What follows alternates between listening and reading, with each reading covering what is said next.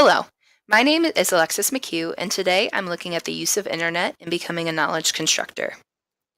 From the ISTE website, the Knowledge Constructor Standard Overview is that students critically curate a variety of resources using digital tools to construct knowledge, produce creative artifacts, and make meaningful learning experiences for themselves and others. A big aspect of the standard is the idea of curate or curation. So then what is curation?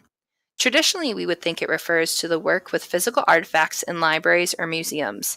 However, in today's digital age, it goes beyond that and is now interconnected with the acquisition, construction, and demonstration of knowledge. So looking at the Knowledge Constructor standards, students are planning and employing effective research strategies to locate information. They're evaluating the accuracy and credibility of their sources. They're curating information using a variety of tools and methods to create collections of artifacts. And then they're building their knowledge by actively exploring real-world issues and problems, then developing their own ideas and theories and pursuing the answers and solutions to them. So when assigning a research assignment, the first thing students need to do is locate information and evaluate its credibility.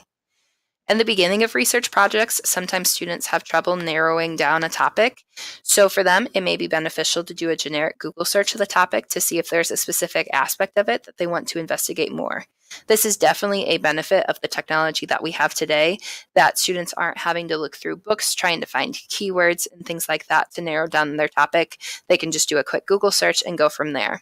So as an example, if a student is interested in researching vaping, a quick broad search can lead them to more narrow ideas such as the lung effects of vaping, the accessibility to teenagers, or the effects of the usage on the teenagers. So if students are only writing a 5-page paper, vaping is definitely too broad. So by narrowing it down, they may be more successful in fitting all that information in their 5 pages. Once they have their topic narrowed down, they can use Google Scholar or another article database that the school pays for to find scholarly articles. One thing I like about Google Scholar is that you can change the time frame that the articles are from. So when you are assigning a research project, you may require that 3 out of the 7 sources be from 2018 forward. So it's nice that Google Scholar can accommodate this. Sometimes using article databases, though, does not provide students with all the information that they need, so it's important to teach them how to find credible sources and to give them activities and practice on being able to determine whether something is credible or not. I've attached a video from Stanford University. I'm only going to play a super small part of it, but this is something I may put on my Google Classroom after I've already taught about credible sources. And it's a 5-minute video, and it's really easy for students to just go through and see if they're meeting all the steps to determine whether something is credible or not.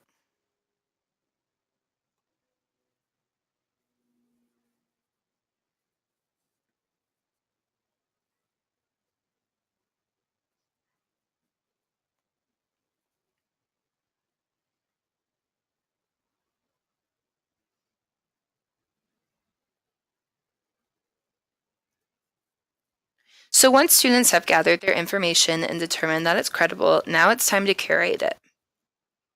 So one thing that's nice about the ISTE website is that it has different words that have underlines over them. And when you hover over it, it gives you some examples or clearer definitions of what it means. So for variety of tools and methods to create collections, their examples are note-taking, outlining, citation and annotation tools, aggregating apps and platforms. And for collections of artifacts, their examples are portfolios, multimedia presentations, papers, projects, videos, demonstrations, etc. So it really encompasses all the types of projects that students could be working on in class. For the variety of tools and methods, one tool I really enjoy is Noodle Tools. I use Noodle Tools now, and one thing that I like about it is it does encompass everything together. So this is an example of a past assignment I've done where I needed an annotated bibliography. So it's really easy to enter your source and then your annotations for it.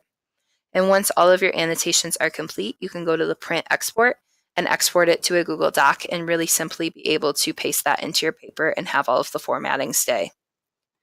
Additionally, students can add in note cards.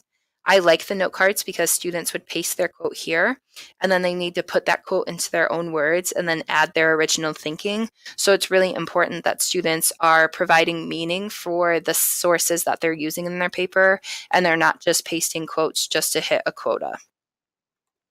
Once students have their note cards done, they can go to the note cards tab where it lays it out for them, and they can drag it around and organize like ideas together. With that, they can also create an outline on the side. So as they're looking for their information, they can start looking at the direction that their paper is going in and organizing their facts and sources by that way.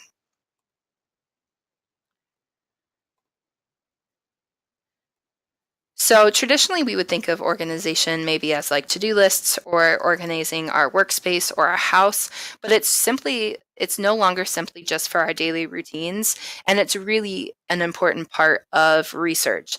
And so we can see it in news and current affairs, and by students organizing the information that they've gathered through their research, they're really providing meaning to what they're working on. Here are my references for this project. Thank you so much for listening, and I hope you have a great day.